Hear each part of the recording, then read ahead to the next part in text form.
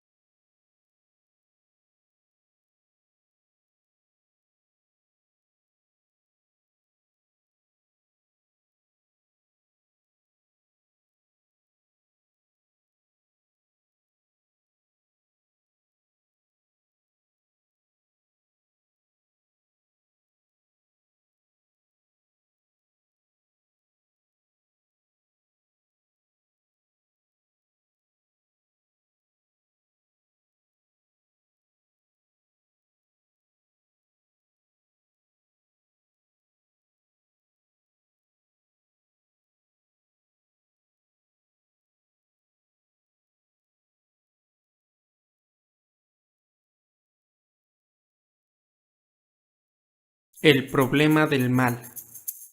A San Agustín le interesaba mucho el problema del mal. Y tal vez tú te estarás preguntando, pero Luis, ¿qué es el problema del mal? Pues para San Agustín, el problema del mal lo constituyen preguntas como ¿por qué existe el mal?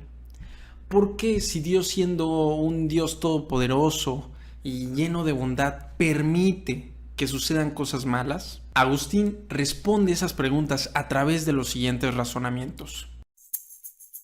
El mal es la ausencia de Dios. San Agustín nos dice, a ver, Dios no creó el mal. Para San Agustín, el mal no puede provenir de Dios, porque Dios es un ser de perfecta bondad, por lo tanto no puede dar origen al mal. Por lo tanto, si Dios no creó el mal no existe. Oye Agustín, pero ¿cómo me vas a decir que el mal no existe? Si yo veo todos los días las noticias y veo que hay guerras, que hay robos, que hay asesinatos, violaciones. Para Agustín, el mal no existe, sino que simplemente es la ausencia de Dios. Así como el frío no existe en sí mismo, sino que es la ausencia de calor. O como la oscuridad no existe en sí misma, sino que es la ausencia de luz. Así es como Agustín responde al problema del mal. El mal no existe en sí mismo. El mal es simplemente la ausencia de bien, la ausencia de Dios. Pero ese razonamiento nos lleva a más preguntas. ¿Cómo puede existir la ausencia de Dios en el mundo?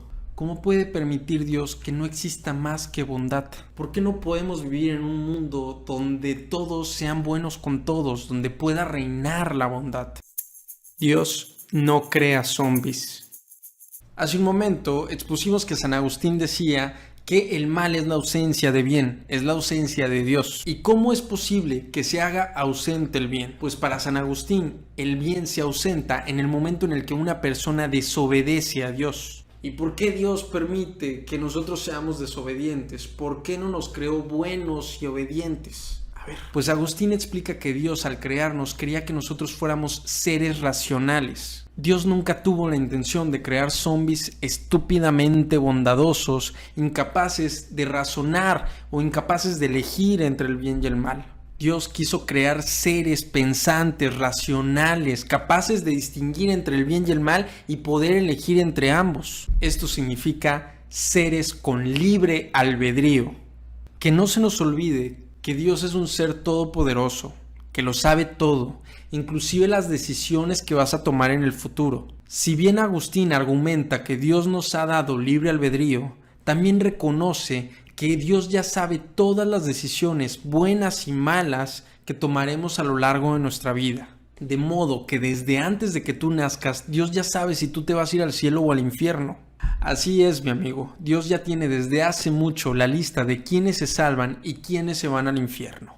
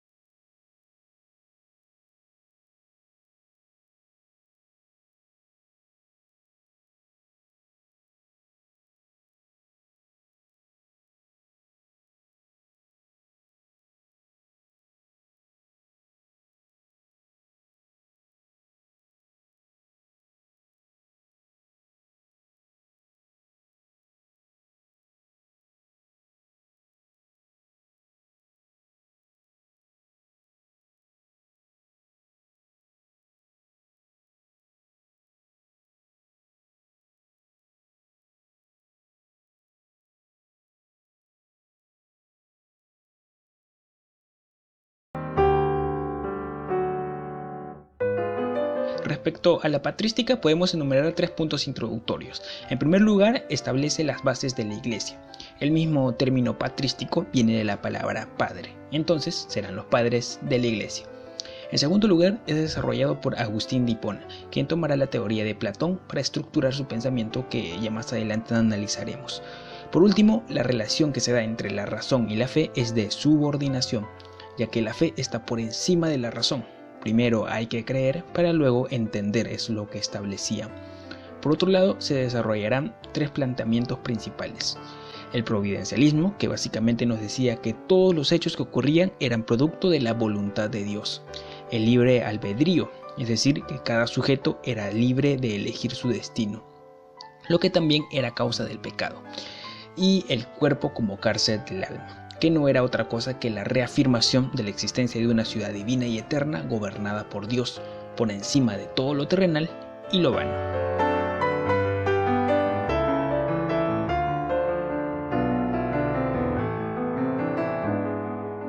Finalizado el periodo de la patrística, empieza a surgir un movimiento más vanguardista, por decirlo de alguna forma, ya que se acoplará a los cambios surgidos en la sociedad.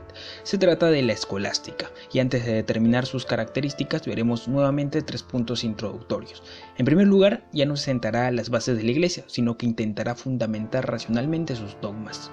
En segundo lugar, es desarrollado por Tomás de Aquino, quien tomará la teoría de Aristóteles. Por último, la relación que se da entre la razón y la fe ya no es de subordinación, sino de complementación.